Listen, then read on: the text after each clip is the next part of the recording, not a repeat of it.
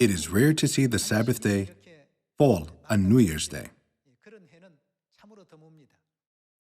Seeing the New Year start on the Sabbath day, I believe that it is a sign that God will surely pour out many blessings this year. God teaches us through the Bible that the Sabbath day is a day to be blessed. Everyone, what is the most blessed thing to hear someone say on New Year's Day? Traditionally in Korea, isn't it common for people to say to each other, "Receive many blessings" on New Year's Day? Isn't it very meaningful, since this Sabbath day starts with a blessing? Therefore, today we will study God's Word with the sermon titled, God's Blessing on the Sabbath Day. Let's take a look at the book of Deuteronomy, chapter 28. Let's read God's Word in Deuteronomy chapter 28, verse 1. If you fully obey the Lord your God and carefully follow all His commands I give you today, the Lord your God will set you high above all the nations on earth. All these blessings will come upon you and accompany you if you obey the Lord your God. Verse 3. You will be blessed in the city and blessed in the country. The fruit of your womb will be blessed, and the crops of your land and the young of your livestock, the calves of your herds and the lambs of your flocks. Your basket and your kneading trough will be blessed. You will be blessed when you come in, and blessed when you go out. The Lord will grant that the enemies who rise up against you will be defeated before you. They will come at you from one direction, but flee from you in seven. The Lord will send a blessing on your barns and on everything you put your hand to. The Lord your God will bless you in the land He is giving you. The Lord will establish you as His holy people, as He promised you on oath, if you keep the commands of the Lord your God and walk in His ways. Then all the peoples on earth will see that you are called by the name of the Lord, and they will fear you. This is not all. Let's move on to verse 13. The Lord will make you. What will the Lord make you? The head, not the tail. If you pay attention to the commands of the Lord your God that I give you this day, and carefully follow them, you will always be at the top, never at the bottom. Do not turn aside from any of the commands I give you today, to the right or to the left, following other gods and serving them. Ultimately, if we do what is written in Deuteronomy chapter 28, God will surely allow us to live a blessed life. You will be blessed when you come in, and blessed when you go out. The fruit of your womb will be blessed, and your kneading trough will be blessed. A life of obedience to God's Word is the key to bring the greatest blessing and happiness into our lives. I ask you once again to please engrave these words on your hearts today. Through the book of Genesis, we can understand that the Sabbath day, which we are keeping today, is a day God appointed to bless us. People say that if something joyful happens on the first day of the year, joyful things will happen throughout the year. And if something sad happens on the first day of the year, sad things happen throughout the year. Although this is not coming from God, it makes me think God must have let this year start on the Sabbath day so that God's blessing can follow all the children of Zion throughout the year 2022. We may be blessed when we come in and when we go out. This providence of God must be hidden in appointing the Sabbath day on New Year's Day. This thought came to my mind while preparing God's Word to deliver for today's worship. Let's see which day God appointed as the Sabbath and how God commanded us to keep it. Let's read from the book of Genesis, chapter 2, verse 1. Let's read God's Word in chapter 2, verse 1. Thus the heavens and the earth were completed in all their vast array. By the seventh day, God had finished the work he had been doing. So on the seventh day, he rested from all his work. Here, we can see two words stand out: the seventh day and rest. For 6 days, God created mankind and all creation, and then he rested on the seventh day. Because it was a day God rested, this day is called the Sabbath, which means to rest.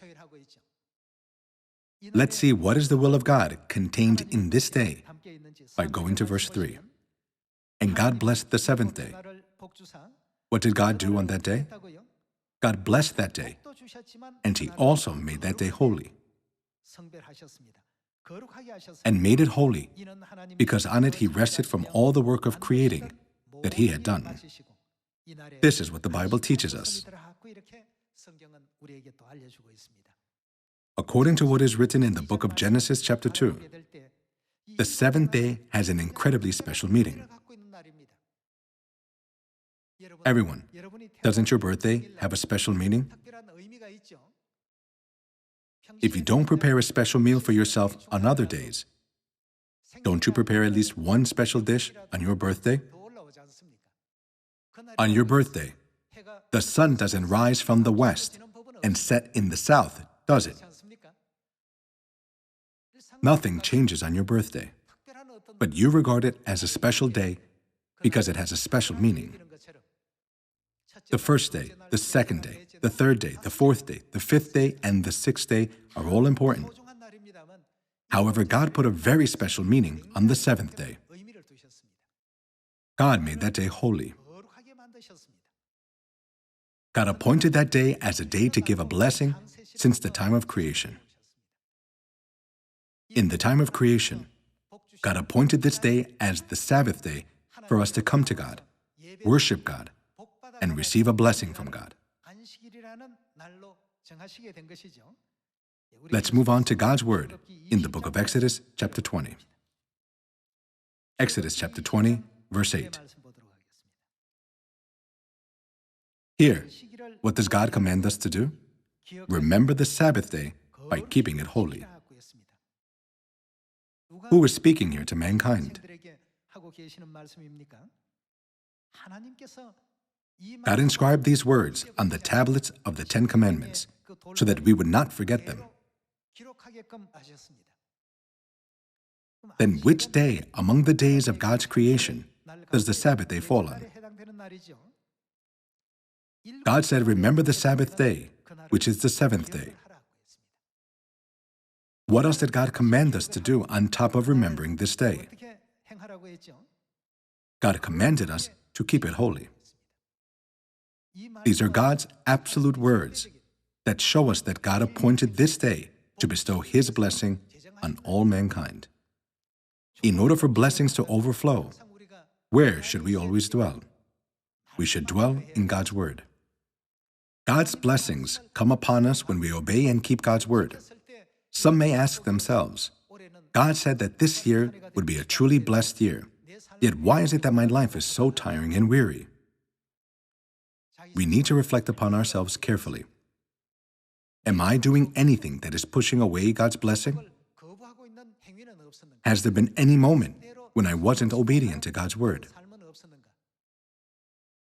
When I obey and follow God's Word, I can be blessed when I come in and when I go out. The day that God has appointed to bless us is the Sabbath day. Then what day of the week does the Sabbath fall on in today's weekly system? There are churches that keep Sunday worship, and there is a church that keeps the Sabbath on Saturday. The churches that keep Sunday worship outnumber the church that keeps the Sabbath. People say, isn't Sunday the day to go to church? However, what did God say concerning the Sabbath day in the Bible? God said, remember the Sabbath day.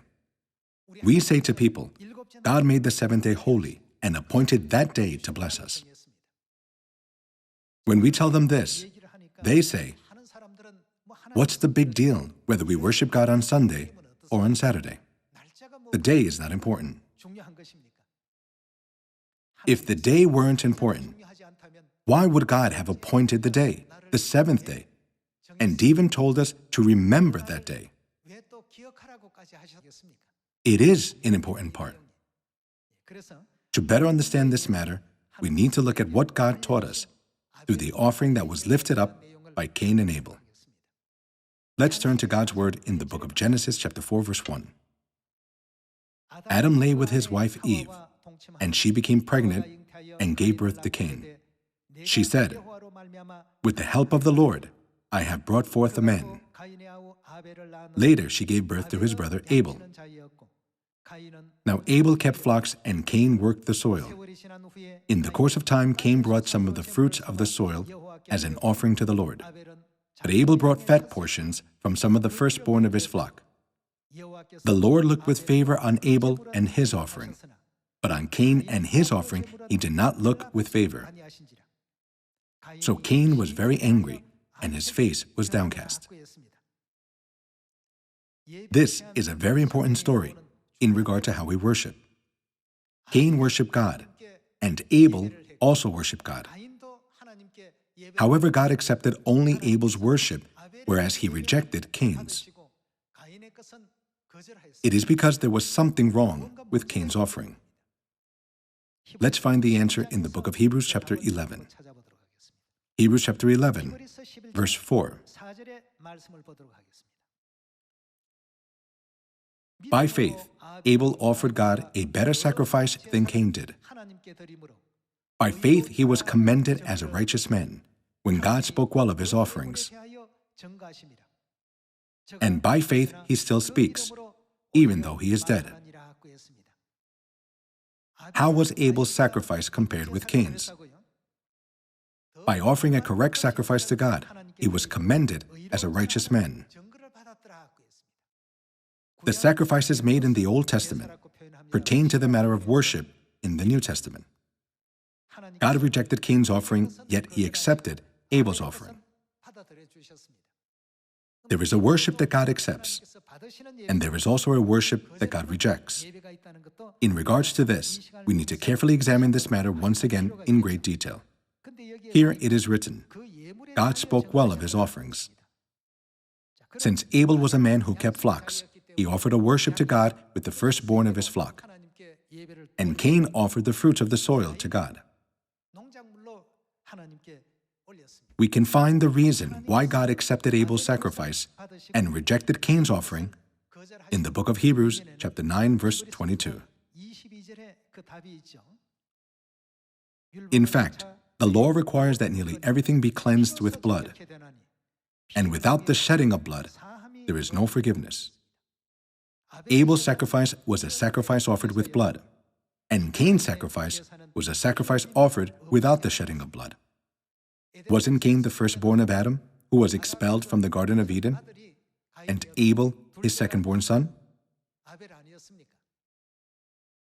Since the forgiveness of sins could never be given without the shedding of blood, and the lost paradise could not be restored without the forgiveness of sins, God instructed Adam's two sons to offer a sacrifice with blood. Abel accepted it with an obedient heart and offered a sacrifice with blood to God. However, Cain, following his own opinion, offered God a sacrifice with the fruits of the soil. This is why God accepted Abel's sacrifice and rejected Cain's offering.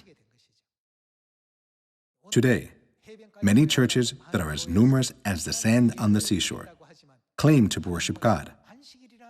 However, God appointed the Sabbath day. God did not appoint any other day. Then shouldn't we be the ones who correctly find the Sabbath day and keep it? Let's read God's word from the book of Leviticus chapter 10, verse 1. Aaron's sons, Nadab and Abihu, took their censers, put fire in them, and added incense. And they offered unauthorized fire before the Lord, contrary to his command. Verse 2. So fire came out from the presence of the Lord and consumed them, and they died before the Lord. Aaron's family was a family of priests. When Aaron's sons Nadab and Abihu, who were the priests, entered the tabernacle to worship God with unauthorized fire, fire came out from the presence of God and consumed them. Because of this, they died before the Lord. This clearly shows that a worship that is offered, not following the decrees, statutes, and laws of God, will not be accepted by God. Whenever the priest put fire in the censers and entered the tent of meeting, it had to be from the fire on the altar of burnt offering. However, the fire Nadab and Abihu took inside was not the fire from the altar of burnt offering. Thinking, it's the same fire, so what's the big deal? They took the fire from a different place with them and entered the tabernacle. As a result, fire came out and consumed them. Let's read the book of Leviticus, chapter 16, verse 12. He is to take a censer full of burning coals from the altar. The altar means the altar of burnt offering before the Lord, and 2 handfuls of finely ground fragrant incense, and take them behind the curtain. Whenever a priest entered the tent of meeting, they had to bring the fire from the altar of burnt offering. They carried out various rituals, such as the burning of incense. Let's read God's word in the book of Numbers, chapter 16, verse 42. But when the assembly gathered in opposition to Moses and Aaron and turned toward the tent of meeting, the tent of meeting means the tabernacle. Suddenly, the cloud covered it, and the glory of the Lord appeared. Then Moses and Aaron went to the front of the tent of meeting, and the Lord said to Moses, "Get away from this assembly, so I can put an end to them at once." And they fell face down. Then Moses said to Aaron, "Take your censer and put incense in it, along with fire from the altar." Here, the altar means the altar of burnt offering, along with fire from the altar, and hurry to the assembly to make atonement for them. Wrath has come out from the Lord. The plague has started. Through God's word in the book of Leviticus chapter 16, verse 12, and the book of Numbers chapter 16, verse 46, we can understand that there was a clearly defined regulation that the priest should bring the fire from the altar of burnt offering when entering God's tent of meeting, that is, the tabernacle. However, according to God's word in the book of Leviticus chapter 10, Nadab and Abihu brought unauthorized fire before God. Thus, the manner in which they worshipped was wrong. It wasn't the way God had instructed them. The reason why I'm delivering these words today is to explain that the worship day and the regulation for worship God commanded are this important. Nadab and Abihu are like what we would call pastors who carry out a ministry today. Was Aaron's family an ordinary family? Wasn't his family a family of priests whom God selected by making his dry staff sprout? Although his family was such a great family, God destroyed them because they didn't follow his regulation. Then what about the Sabbath day, which we are keeping today? Some say there are churches that keep Sunday, and there is a church that keeps Saturday. We just need to worship God on any day. What day we worship on is not so important.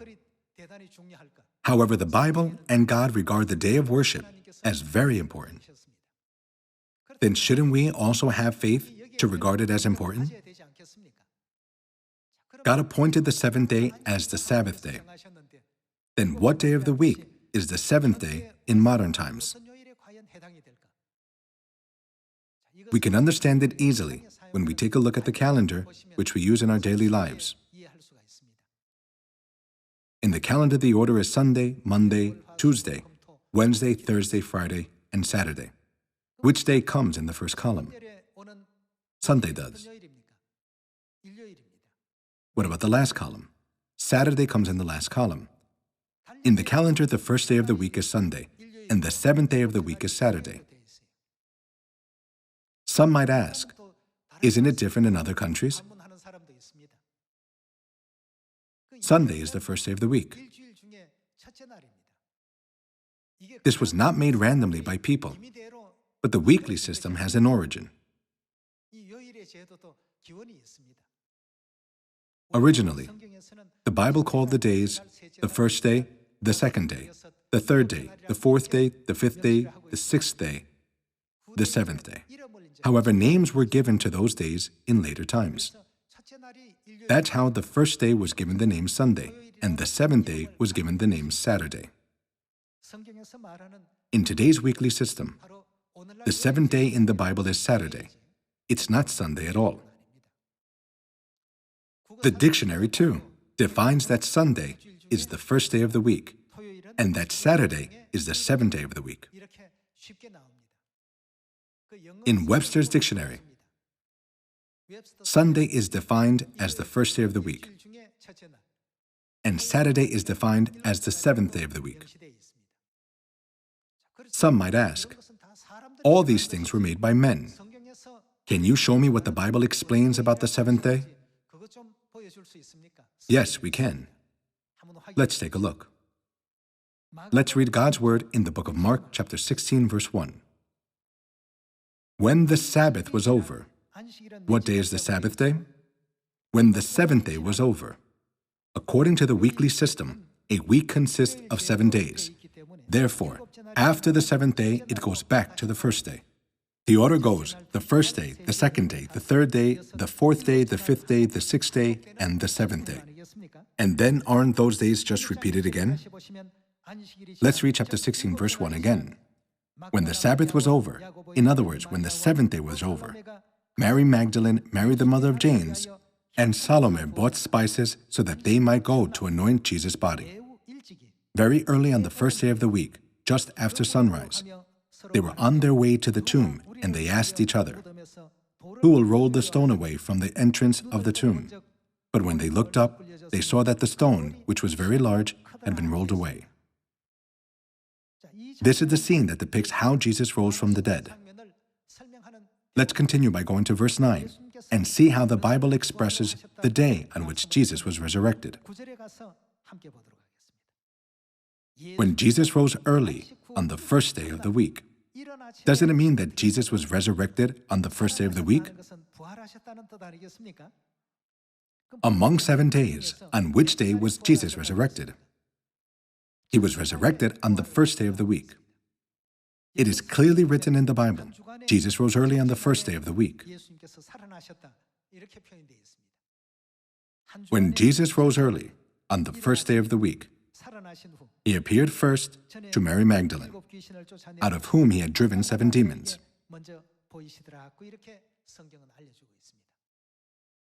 Jesus was resurrected on the first day.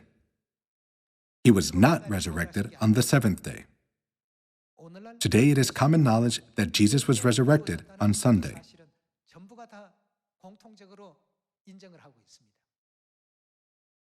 Then if the first day of the week is Sunday, the seventh day of the week is, of course, Saturday. God already stated this in all the gospel books of the early church. God said that he rested on the seventh day. Did he ever say that he rested on the first day? God stated over and over that we must remember the seventh day by keeping it holy. Therefore, the worship day God commanded us to keep is the Sabbath day, the seventh day. Let us all keep in mind that Sunday, which is the day Jesus was resurrected, is the first day of the week, not the seventh day of the week. Let's turn to Exodus chapter 31. Exodus chapter 31, verse 13. Say to the Israelites, you must observe whose Sabbaths? My Sabbaths. This will be. What will it be? A sign between me and you for the generations to come, so you may know that I am the Lord who makes you holy. 여기에서 하나님께서 너희는 나의 안식일을 지키라고 하시는 이 내용에 영문 성경을 보면 It is written, you must observe my Sabbaths. 이렇게 표현이 되어 있습니다. 여기에 The word must shows just how incredibly important the will of God is. It means that the Sabbath day is God's regulation that we must keep. God proclaimed, "This will be a sign between me and you. Those who keep the Sabbath day will become my people, and those who don't will not be my people." Let's read God's word in the book of Ezekiel chapter 20, verse 20. Keep my Sabbaths. How should we keep it? Holy, that they may be a sign between us. Then you will know that I am the Lord, your God. As is evident through the words written in the Bible, those who do not keep the Sabbath day cannot become God's people. Although Nadab and Abihu were priests, God destroyed them because they went to worship God with unauthorized fire. That is to say, with a different manner of sacrifice, which God didn't command. Cain offered a sacrifice with a different kind of offering which God had not commanded, because he thought to himself that it would be a better offering. However, God rejected his offering. We must find and restore the Sabbath day, which God commanded us to remember. The Bible teaches us that when we correctly find the truths of God, one by one, and dwell in the will of God, He will give us all many blessings through the Sabbath day. Some people might say, many churches keep Sunday worship. Can't the people who worship on that day in those churches also call unto God with their mouths and lips? Cain offered worship to God just like Abel did. However, he was rejected by God. Jesus came to this earth 2,000 years ago and gave us an answer to this by saying, "You worship me in vain." Jesus let us know that neither the forgiveness of sins, nor salvation, nor the kingdom of heaven can be given to us through Sunday worship.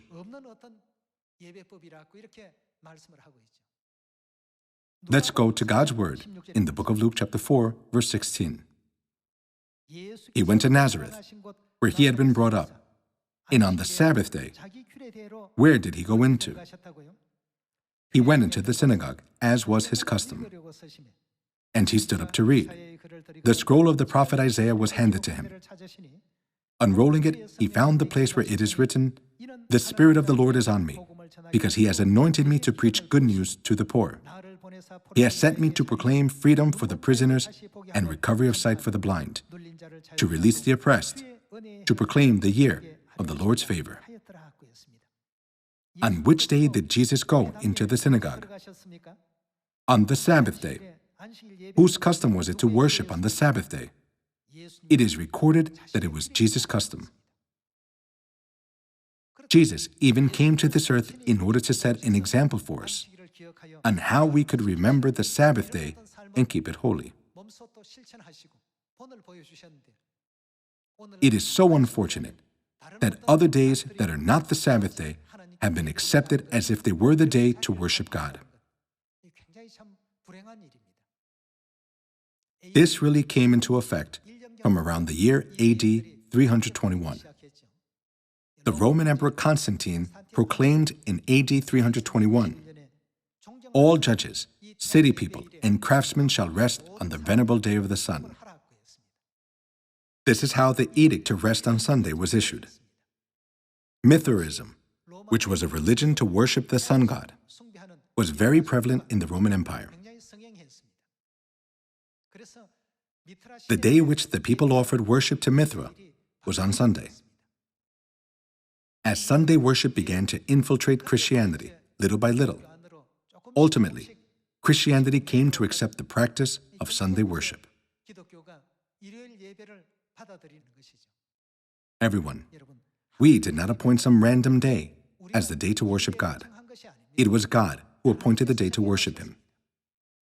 Let us study all the teachings of the Bible carefully and obey God's word until the day we enter the kingdom of heaven. I pray that God's blessing will come upon all our Zion family members throughout the year. Thank you very much.